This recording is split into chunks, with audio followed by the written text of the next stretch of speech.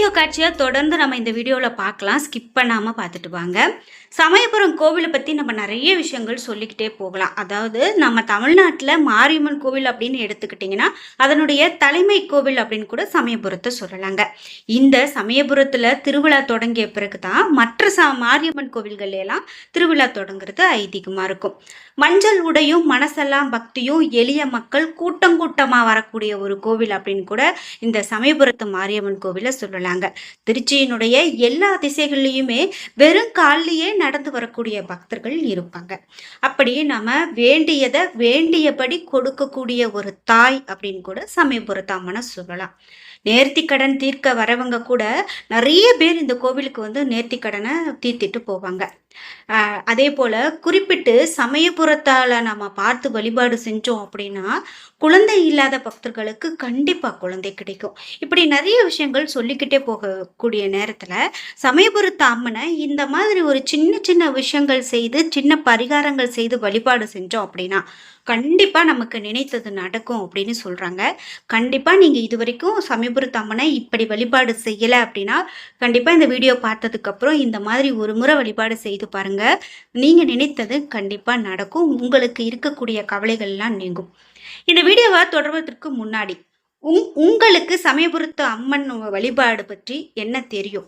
குறிப்பா உங்க வாழ்க்கையில ஏதாவது ஒரு அதிசயம் இது மாதிரி நடந்திருக்கலாம், அல்லது யாராவது சொல்லி இருக்கலாம் இந்த கோவிலுக்கு போய் இப்படி நடந்துச்சு அப்படின்னு. அவையெல்லாம் கீழே கமெண்ட் பாக்ஸ்ல பதிவிடுங்க.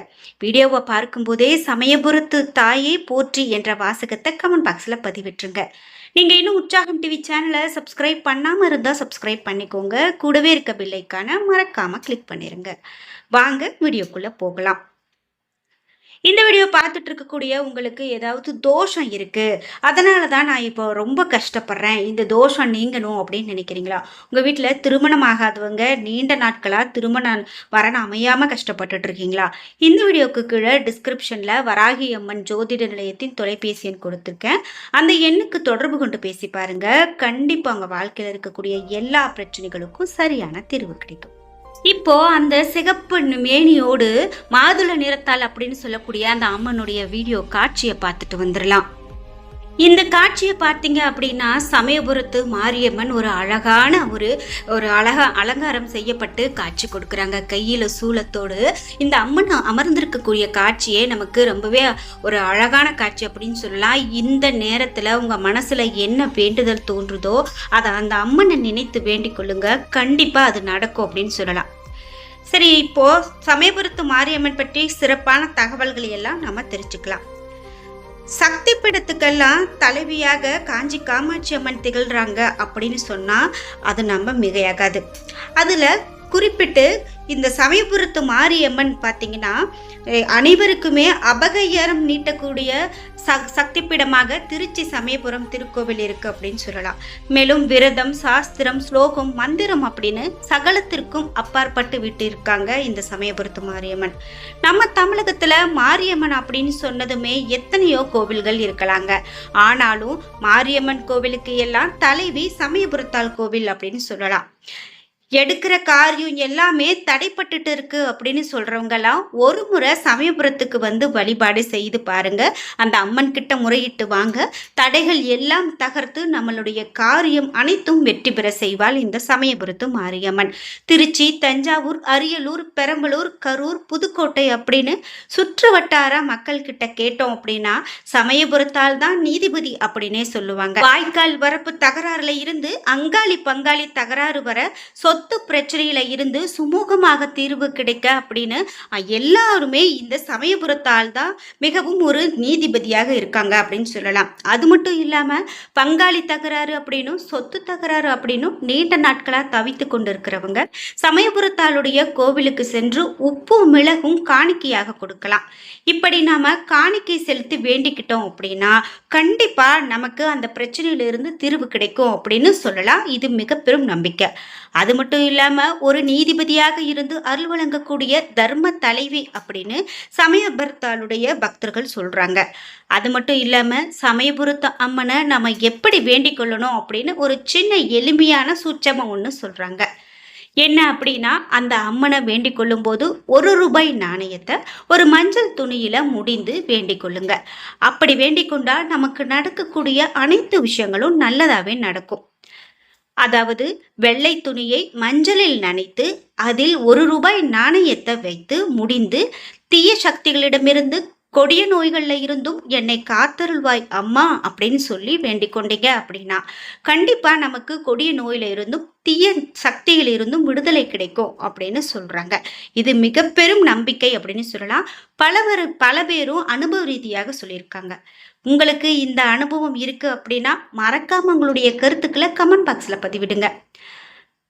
கண்கள்ல பிரச்சனை, கை கால் குடைச்சல், நெஞ்சு பகுதியில வலி, குழந்தை பாக்கியம் இல்ல அப்படின்னு நோயில இருக்கிற அப்படின்னு சொல்றவங்க புத்திர பாக்கியம் வேண்டி திருச்சி சமயபுரத்துக்கு வந்து உடல்ல எந்த பாகத்துல பிரச்சனையோ அந்த உருவத்தை காணிக்கையாக செலுத்தி வேண்டிக்கிறாங்க.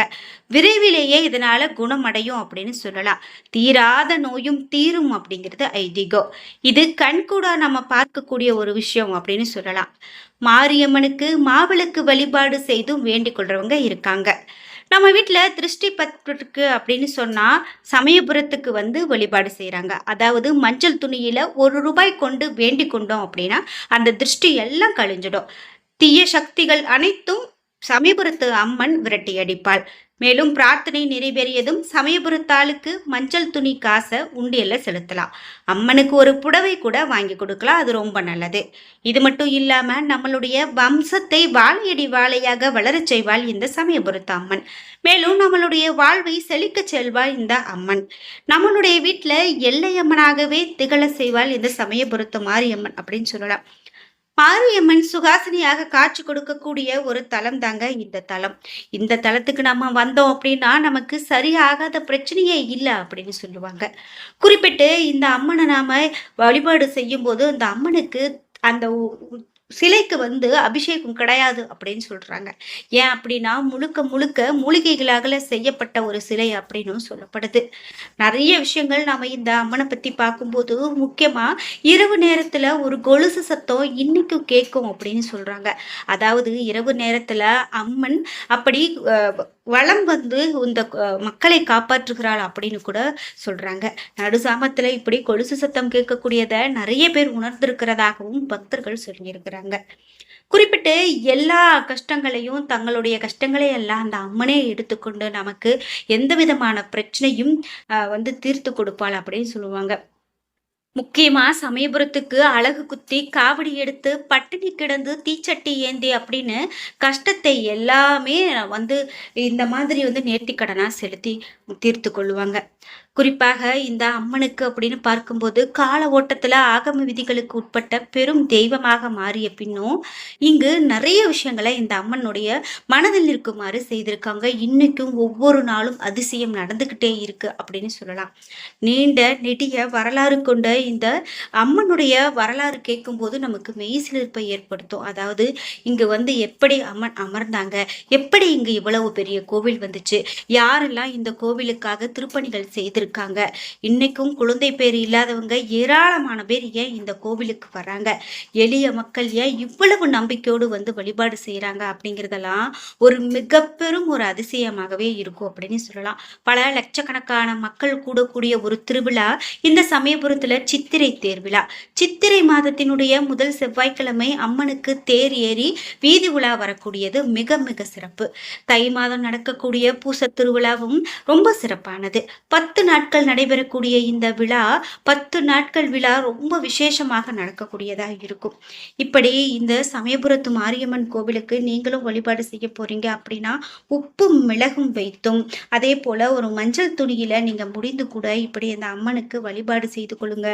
கண்டிப்பா உங்க வாழ்க்கையில இதுக்கு மேல அனைத்துமே நன்மையாக நடக்கும் அப்படிங்கிறதுக்கு இந்த சமயபுரத்து அம்மன் கண்டிப்பாக அருள் புரிவாங்க. என்ன நண்பர்களே, வீடியோ உங்களுக்கு பிடிச்சிருந்தா லைக் பண்ணுங்க, ஷேர் பண்ணுங்க, கமெண்ட் பண்ணுங்க. நீங்க இன்னும் உற்சாகம் டிவி சேனலை சப்ஸ்கிரைப் பண்ணாம இருந்தா சப்ஸ்கிரைப் பண்ணிக்கோங்க. கூடவே இருக்க பெல் ஐக்கானை மறக்காம கிளிக் பண்ணிருங்க. நன்றி வீவர்ஸ்.